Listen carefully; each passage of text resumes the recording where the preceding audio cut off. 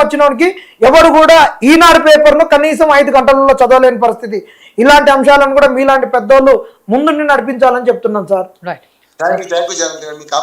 ఇంకో 2 నిమిషాలు చెప్పి ముగిస్తాను. చెప్పండి. నేను ఏమంటున్నానంటే ఇవాళ దీని పరిష్కారం ఉన్నది. నేను అంటున్నా పరిష్కారం లేని సమస్యలు 2. ఒకటి వార్ధక్యము, 2 మరణం. జాతస్య మరణ ద్రోహం అన్నారు, చచ్చిపోతాం అందరం. వయసు పెరిగితే ఉంటుంది. వాడికి రేపటి నాకు 67 ఏళ్ళు ఉంటే రేపటికి 65 ఏళ్ళు అయితే సమస్య లేదు. కనుక ఇది ఏంటంటే దీని పరిష్కారాలు ఆలోచించే ప్రయత్నం చేద్దాం.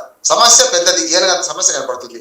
ఇందులో 2 పరిష్కారాలు జనార్దన్ గారు కూడా అన్నది కరెక్ట్. ఎందుకంటే నేను అనుకుంటున్నాను ఇప్పటిదాకా, అందుకనే చర్చలో వెలుగు పుట్టాలి, వేడి పుట్టవద్దు. మనందరూ తిట్టుకోవడం లేదు. సుమిత గారు బ్రహ్మాండంగా మాట్లాడతాను. ఎందుకంటే మన చర్చలో కొత్త విషయాలు తెలుసుకునే ప్రయత్నం చేయాలి. నేను నా నుంచి మీరు. ఇందులో ఒక మాట చెప్తాను. నేను ఇప్పటిదాకా కొంచెం బ్యాలెన్స్ ఆఫ్ కన్వీనియన్స్ లో ఇది మన రీవాల్యుయేషన్ బాగుంటుందేమో అనుకున్నాను. కానీ మీరు చెప్పారు రీవాల్యుయేషన్ వాళ్ళే కదా చేసేది, మళ్ళీ అదే కరెక్ట్ చేస్తారని.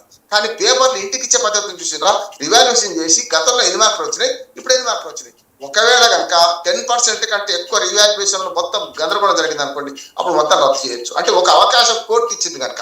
ఇక కోర్టు అంటున్నాను, మన వాళ్ళు ఎంత అంటే వాళ్ళ సింగిల్ బెంచ్ ఇప్పిందని డివిజన్ బెంచ్ పోతారు, డివిజన్ సుప్రీం కోర్టు పోతారు. చూడు ఇంకో 7 దాకా కావు. గతంలో బీఆర్ఎస్ ప్రభుత్వం కూడా ఎదుర్కొన్నది. గతంలో బీఆర్ఎస్ ప్రభుత్వం కూడా ఇటువంటి కోర్టు కేసుల వల్ల చాలా ఉద్యోగ నియామకాలు ఆగిపోయి అంటున్నాం.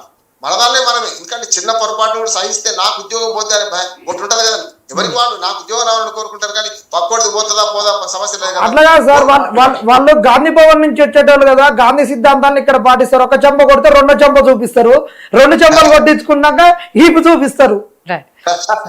నేను పార్టీలో చదువుకో, నేను విశ్లేషకుడిగా జనార్దన్ గారు చాలా వరకు నేను బ్యాలెన్స్ మాట్లాడతాను. కొన్ని విషయాలు అంటే మీరు బ్యాలెన్స్ మాట్లాడుతున్నా అంటలేదు, కానీ నేను కొంచెం రాజకీయం పెరుగు తక్కువ. సుమిత్ర గారు బాగా తెలుసు. నేను ఏమంటున్నాను అంటే ఇక్కడ ఒక్కటే ఉంది, గత ప్రభుత్వం చేసిన పొరపాట్లను ఈ ప్రభుత్వం కంటిన్యూ చేయదు కదా ఏదైనా సరే అంటున్నాను. నిరుద్యోగులకు ఆశలు కల్పించారు.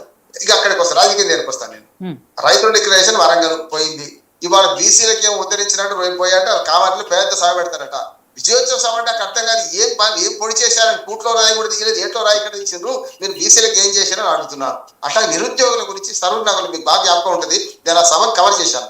మీకు నిరుద్యోగుల గురించి సరూర్ నగర్ లో ప్రియాంక గాంధీ వచ్చి చెప్పింది తెలుసు కదా మీకు, 4000 రూపాయలు వినోదోద్యోగ వృత్తి ఇస్తాను. నేను నిరుద్యోగ వృత్తి అవమానకరం, ఉద్యోగాలు ఇవ్వండి అన్నాడు. ఉల్టా అవుట్ ఆఫ్ ది బాక్స్ ఆలోచన ఇస్తా అన్నాడు కదా.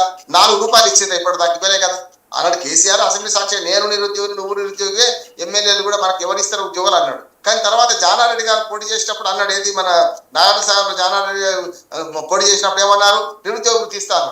నేను అప్పుడు కూడా నా కేసీఆర్ గారు ఎట్లు ఇస్తారండి, మీరే అంటే ఇవ్వడం సాధ్యం లేదు, నిరుద్యోగి ఎవడని గుర్తించడం కష్టం అన్నారు. ఇప్పుడు కాంగ్రెస్ కూడా అదే పద్ధతి చేసింది. కానీ ఒకటి ఏంటంటే మన నిరుద్యోగులు ఏం చేసినామంటే గత ప్రభుత్వంలోని ఉద్యోగాలు ఇవ్వలేకపోయిందని చెప్పి ఈ కొత్తగా పార్టీ కదా ఇస్తారంటున్నా కానీ గెలిపిస్తే ఏమైంది, 2-0 3 నామాలు పెట్టేసేసాడు. ఇప్పటికీ నేను ఏమంటున్నానంటే నియామక ప్రక్రియలో సుమిత్ర గారు అన్నారు కదా 4 లక్షల ఉద్యోగాలు కాకున్నారు సుమిత్ర గారు. ఇప్పుడు 2 ఏళ్ళు అవుతుంది, ఇంకొక 3 ఏళ్ళు అయితే 2 ఏళ్ళు. మరి డిసెంబర్ వస్తే 3 డిసెంబర్ నవంబర్ వస్తే 2 ఏళ్ళు, మరి 4 లక్షల ఉద్యోగాలు ఎక్కడి నుంచి ఇస్తారు? అందుకని 60 గాని హామీలు ఇచ్చారు. ఆ హామీల అమల్లో ఇవాళ ఇబ్బంది పడుతున్నారు. దీనికోసమే మైండ్ గేమ్ రాజకీయాలు. అట్లగా సార్, ఈ హామీలను అడిగేటప్పుడు రైతులు యూరియా గురించి రైతులు కొట్లాడితేనేమో వాళ్ళు రైతులు కాదు, ఉద్యోగాల గురించి నిరుద్యోగులు కొట్లాడిన వాళ్ళు నిరుద్యోగులు కాదు. మరి ఎవరు దేని గురించి కొట్లాడిన వాళ్ళు ఎవరు వాస్తవం?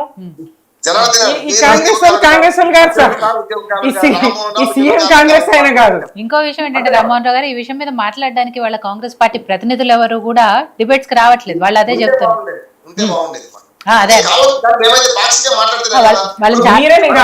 వాళ్ళని చాలా మందిని కాంటాక్ట్ చేసాము, వాళ్ళు ఎవరు కూడా ఈ విషయం మీద మాట్లాడడానికి కూడా ఇష్టపడతలేరు, స్టూడియోలోకి రావడానికి కూడా ఇష్టపడతలేరు. అట్లా కాదు మేడం, మరి బీజేపీ బీఆర్ఎస్ ఈ తెలంగాణ గడ్డ మీద భారతదేశం గడ్డ మీద ఉన్నటువంటి అందరు తొత్తులం కదా, మరి మా తొత్తుల యొక్క తోలు తీయొచ్చు కదా వచ్చి. ఎందుకు మా తోలు ఇక్కడ ఎట్లా ఒప్పుకుంటారు? అధికార పార్టీలో ఉండి సమాధానం చెప్పాల్సిన బాధ్యత ఉంది. వాళ్ళు అశోకరావు పోయి అప్పుడు అధికారాలు లేనప్పుడు కూర్చున్నారు. ఇప్పుడు మన అభ్యర్థి ఎంత బాగా పడి వచ్చిండు చూసారు మనం. ఎందుకంటే ప్రతిపక్షాలు ఉన్నప్పుడు అన్ని అడ్వాంటేజ్ వాడుకు రాహుల్ గాంధీ పోయి సాయంత్రం నుండి అశోకరావు పోయి. నేనేమంటున్నాను, వీళ్ళంతా ఓటు బ్యాంక్ రాజకీయాలకు చేసిండ్రు. ఇవాళ ముఖం జరగలేరు. ఇంకెందుకు రేపు పొద్దున బీసీ సభ కూడా అటు రాహుల్ గాంధీ మల్లికార్జున గారు రావని ఇప్పటికీ రామ్ చెప్పేసి రామ్ అంటున్నారు. ఏం సాధించాలని చెప్తారు అంటున్నాడు. 2 ఏళ్లలో కేవలం వివాదాలు, కమిషన్లు, రాజకీయ వివాదాలు, ఆఖరికి కాళేశ్వరం బొద్దు పెట్టినట్టు చేసి కాళేశ్వరం కూలేశ్వరం అని చెప్పి ఇవాళ మళ్ళీ నిన్న శంకుస్థాపన చేయడం చూసాం. అది వేరే కావచ్చు, కానీ వాళ్ళ నిరుద్యోగులను మోసం చేసింది ప్రభుత్వము. సార్ అలాగే రైతులను మోసం చేసింది. సార్ ఒకటి సార్, ఒక జీవితం అయినటువంటిది ఒక కాళేశ్వరం కూలిపోయింది, ఒక ప్రాజెక్టు కూలిపోయింది. కూలిపోయిన దానికి వీళ్ళు సిబిఐ ఎంక్వైరీ చేసిర్రు. ఈ రోజు జీవితాలు నాశనం అయిపోతున్నాయి. ఈ రోజు మీరు అన్నట్టు ఉద్యోగము మొన్నటి వరకు లిస్టులు ఉన్నాడు, ఈ రోజు ఆగమైపోతాడు. అప్పుడు లిస్టు 1:1 వచ్చినప్పుడు రానాడు చాలా బాధపడ్డాడు.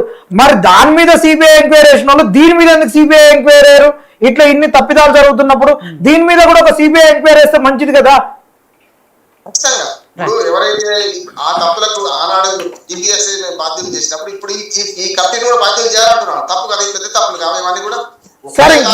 ఎంతమంది ఎందుకు అవుతారు, ఎంతమంది సెలెక్ట్ అవుతారు, వాళ్ళకు కూడా ఎందుకని జరుగుతుంది. గ్రామీణ ప్రాంతాల నుంచి వచ్చిన వాళ్ళు ఎందుకని డబ్బులు ఇచ్చిన వాళ్ళు డబ్బులు అమ్ముకున్నారు. అంతకుముందు సునీత గారు చెప్పు కరెక్ట్, డబ్బులతో అమ్ముకున్నారు అంటున్నాను నేను. ఇవాళ అదొక నిజంగా చెప్పండి ఎంత ప్రతిష్టాత్మకమైన సంస్థ ఉమ్మడి ఏపీఎస్సీ అంటే ఎంత బ్రహ్మాండంగా ఉంటుండే. మీరు అన్ని డిమాండ్ కూడా యూపీఎస్సీ తరహాలో జరగాలి ఇవి నియమాలు. అందుకనే ఈ ప్రస్తుత గ్రూప్ 1 ఇన్ని వివాదాలతోటి 14 సంవత్సరాల తర్వాత ఉన్నది కాబట్టి ఇది యూపీఎస్సీ గొప్ప చెప్తే మంచిది అంటున్నాం సార్. ప్రక్షాళన అన్నారు, దాన్ని కూడా పక్కన పెట్టారు. టీజీపీఎస్సీ ప్రక్షాళన అన్నారు రాగానే, దాన్ని కూడా పక్కన పెట్టారు. సరే కాశీ గారు, కమిషన్ తప్పుకోవడమే ప్రక్షాళన అనేటువంటి